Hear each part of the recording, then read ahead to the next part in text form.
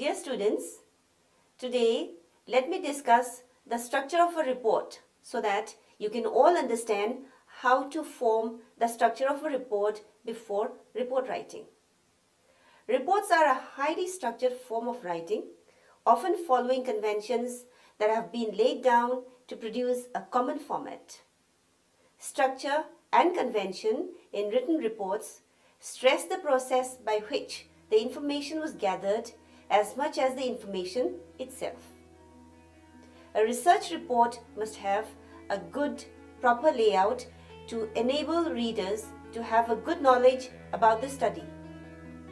By following stringent format requirements, the writer can not only systematize and structure his own thinking in terms of theme, unity, and clarity, but he can also facilitate the reading and interpretation of his work by others.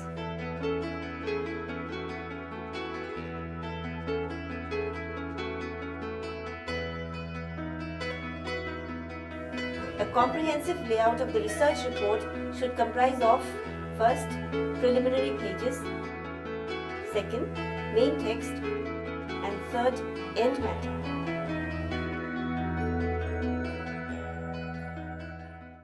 The length of any of these three parts is conditional on the extent of the study. Though there may be some flexibility in writing the report, the instructions of an appropriate authority should be meticulously followed.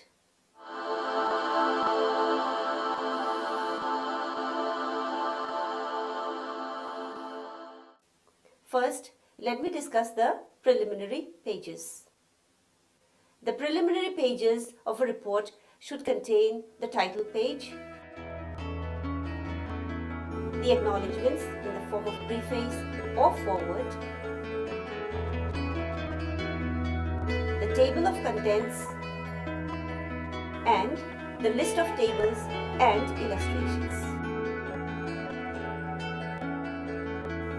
The title page includes the title of the report, the list of authors, and the institutional affiliations of the authors.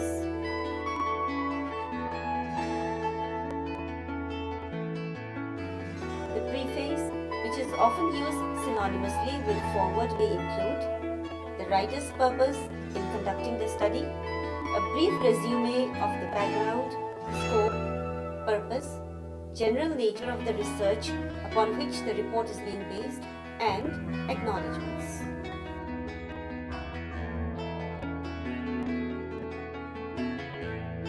A preface cannot be written until the report is in its final form. Acknowledgements recognize the persons to whom the writer is indebted for guidance and assistance during the study and credit institutions for providing funds to implement the study or for use of personnel, facilities, and other resources. The table of contents contains the chapters and their page numbers, including bibliography and appendices. Care should be taken to list all the main sections of the report in sequence with the page numbers they begin on. A list of tables and illustrations may also be furnished with their page numbers so as to enable easy location of the required information in the report.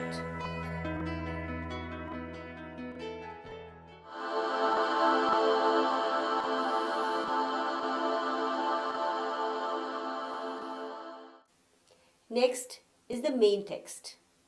The main text provides the complete outline of the research report. It is the most important part of the report, as it is in this section that the writer presents his facts or the basic tenets of his argument. It should have the following sections.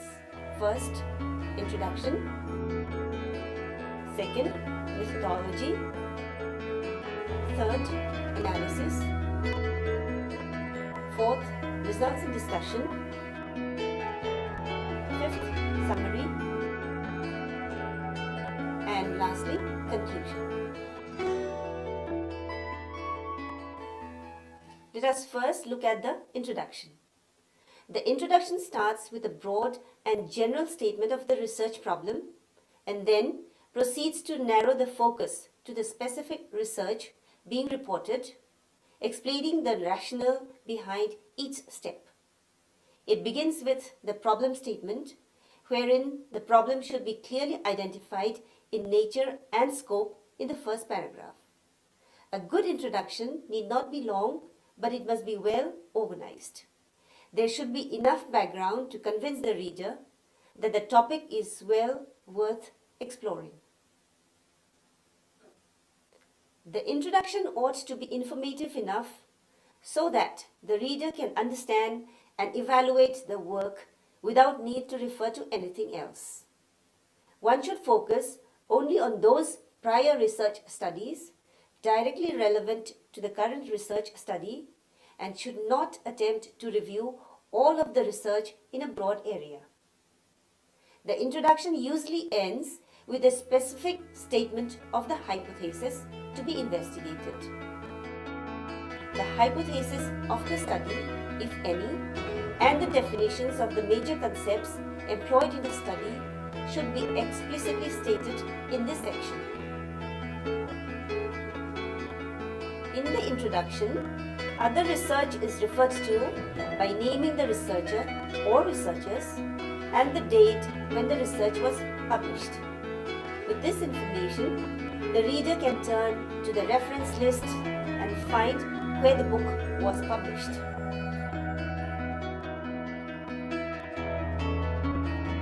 Now let's look at the methodology section. The purpose of the methods section is to describe exactly how the research was carried out.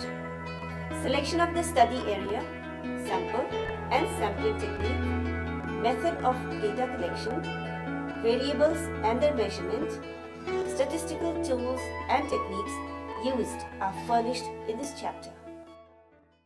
The subjects and how they were selected, the apparatus, equipment and or materials, and the procedures used should be described. If subjects drop out of the experiment or decline to participate, the number of such subjects and the groups they were in should be reported. There should be enough information to allow the researcher to compare the sample with samples from similar research projects. The next subsection might be called the apparatus or equipment subsection, materials, instruments or measures subsection, or some combination of these terms. The procedure subsection describes how the study was carried out. If additional manipulation of data is carried out after the subject has left the experiment, it should be described in the good procedure section. The method or methods of data collection should be mentioned, and questionnaires and schedules, if used, are usually given in an appendix. The variables taken into consideration in the study and their measurements must be stated clearly. Ordinary statistical methods or tests used in the study should be mentioned without comment or explanation. However, if the method was recently used in a published study, a reference should be added for that. Now let us see what is done in the analysis section. Analysis of data is a process of inspecting, cleaning, transforming, and modeling data with the goal of highlighting useful information, suggesting conclusions, and supporting decision making. Data analysis should begin as the data are collected, but the bulk of data analysis must be done near completion of the program. As it is easy to manipulate data during the analysis phase to push certain conclusions or agenda, it is important to take precaution while presenting the analysis of data and to think critically about the data and the conclusions which were drawn.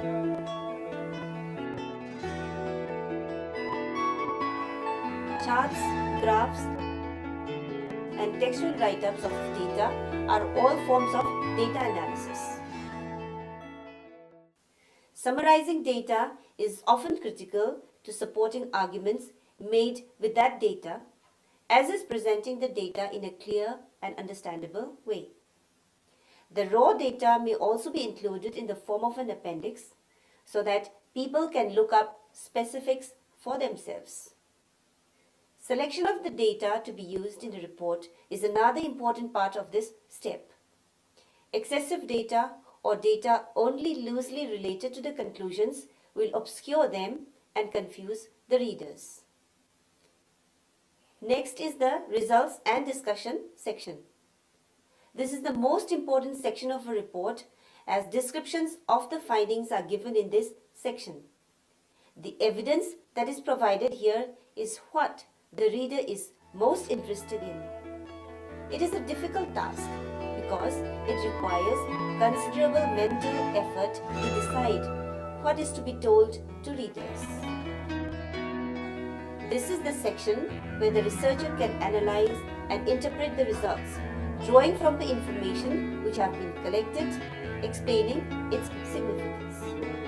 It is also in this section where the researcher can identify important issues and suggest explanations for his findings. The purpose of the results section is to tell the reader what was found in the study. A statistical description of the results is usually needed, as well as appropriate statistical tests. Before beginning this section, all the findings should be reviewed and placed in one of the two sections, major findings and minor findings. The purpose of the discussion section is to interpret and evaluate the results. It is helpful to begin the discussion section by briefly summarizing the results in non-technical language. Then, the reader should be told what it is believed the results mean and how they should be interpreted. The interpretation of the results should follow logically from the actual data obtained in the study. The discussion section focuses on the future directions that research might take. If there are weaknesses in the current study, suggestions to overcome them in future studies should be given. Next, we have the conclusion and recommendation section. This is the section of the report which draws together the main issues. It should be expressed clearly and should not present any new information. It should begin by stating the problem set by the researcher himself. The reader should know what it is that the researcher is going to draw conclusions about. The results should be discussed without repeating them in any detail. The conclusions should be based on the evidence that a researcher has presented and end with a statement about the topic that describes what the researcher feels that the reader should learn from the discussion. The final paragraph should clearly state what the researcher has accomplished in his essay in such a way that the reader is convinced that task set by him at the outset has been accomplished. Although not always done, a brief comment on deficiencies may be included in the report and relate those to suggestions for further research. Recommendations can be given in a separate section or included in the conclusions. Finally, we have the summary section. It is customary to conclude the research report with a very brief summary. The summary is an overview of the whole report, where the purpose of the report, the procedure used, the methodology or analytical processes used to process the data collected, the results of the study, and the conclusions and recommendations, if applicable, are provided. It is a fully developed mini version of the report, so it is not merely an introduction. It allows the reader to quickly understand the information contained in the report and convince the reader but that the document is worthy of being read.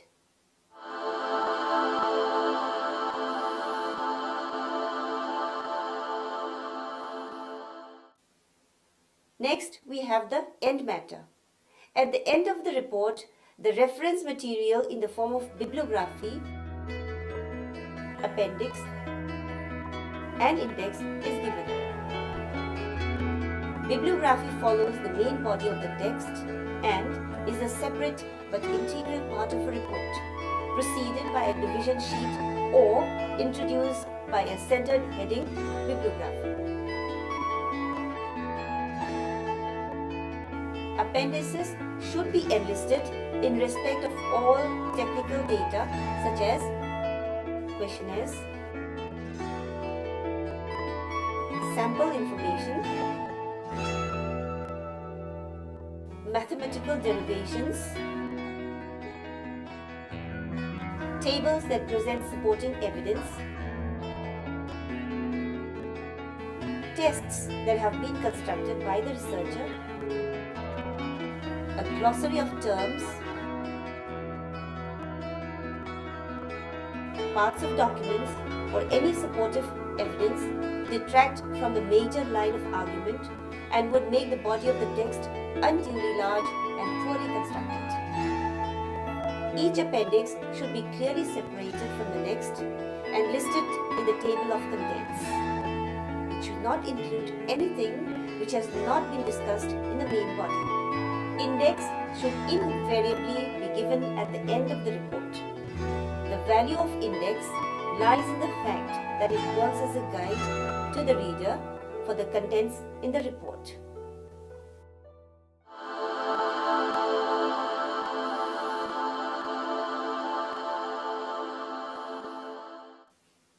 Organization is the key to a good report.